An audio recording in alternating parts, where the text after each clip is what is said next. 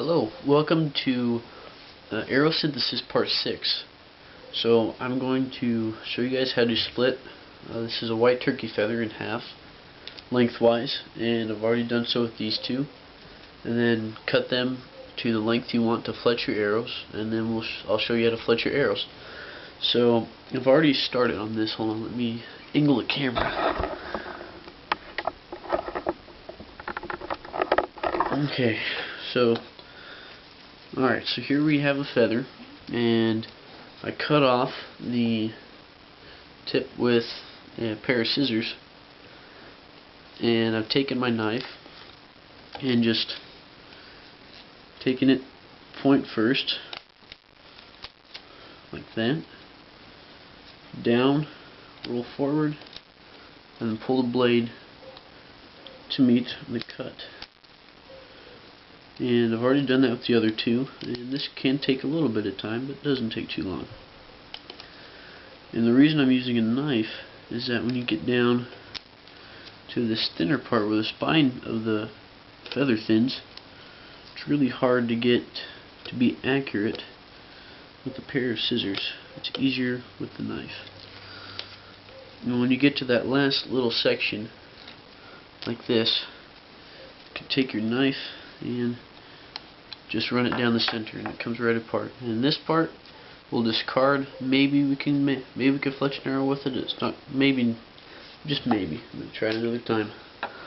Now you've got this and these other pieces of feathers.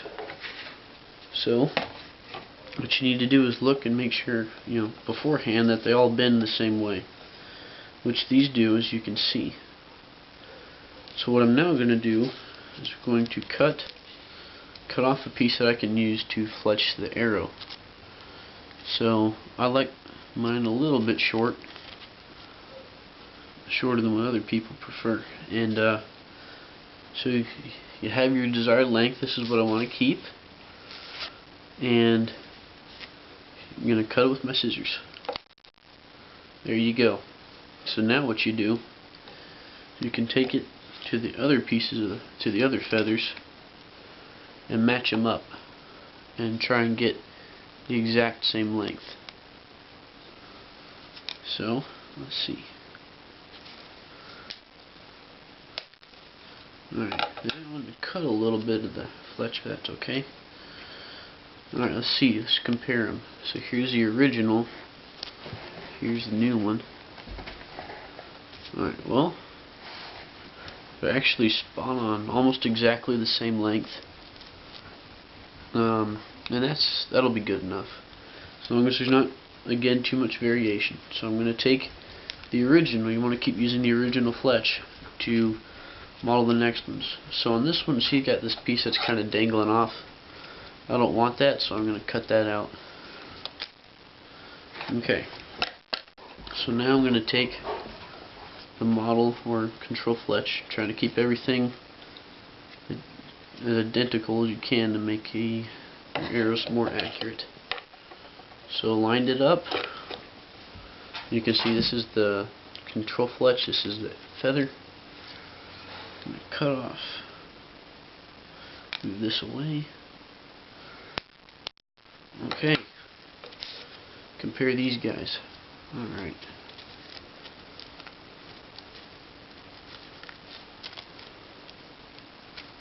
Okay, so they're pretty close. Okay. So I'm also going to be able to use these for my second arrow. So I'm going to put those aside for now. So here's one of the pieces of Chinese privet. I've got it all ready, and I'm going to take my roll of artificial sinew. This artificial sinew, as you can see, there's a lot of it. It doesn't take more than this much to fletch a couple feathers. So what I do is, cut it. Okay. Put that down, and here we got this piece, so you can divide it into several parts, because when you're fletching this stuff, you don't want a really wide strand. I've found out by trial and error Okay, so we're getting 3 or 4 good pieces, and so I only need 2 for one arrow, and going to, let's see, so here's the knock.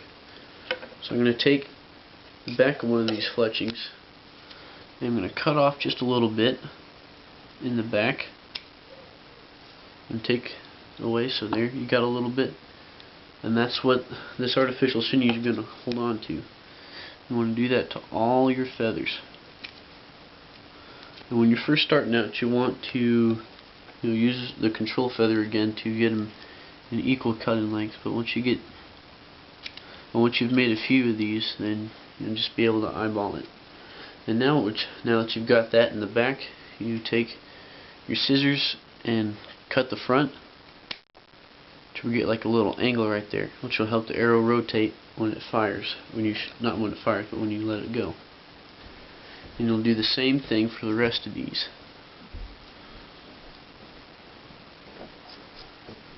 That was a little stiff. Okay.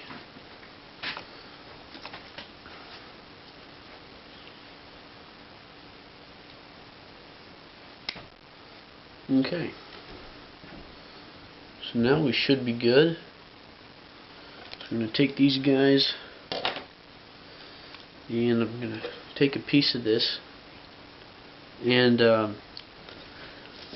so I always like to start with my index fletching, because that's one of your most important ones, because it guides your arrow the most. And so you want your fletchings to be just enough to where your fingers can get some grip. You usually need some room. And what I do is just wrap it around a couple times on itself and come back up. Okay, so now we got that ready. So I'm putting on the index fletching. Wrap that around and keep good pressure on it so it doesn't move. And then I'm holding the back of this while I grab my second fletching, which you want to put on a different side of the shaft, but not on the opposite ends. Got to make room for 3. So wrap that around a couple times, make sure that's strong. Okay, so we're going to hold on to that, and then here comes the last one, and that's going to go on right here. Alright. And one thing you might have trouble with is making sure the sinew wraps around all the pieces. So you might have to pull the pieces of the feather back a little bit. So I'm almost out here. Got a little bit, so I'm going to make a loop and come back around. I'm going to put this through the loop here and pull it through.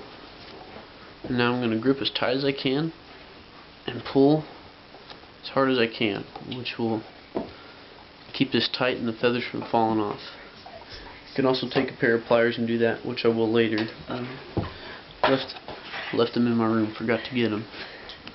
So now we're getting the start of our fletch, and you can see it's coming up pretty well, and they're all bending about equally the same way. And you'll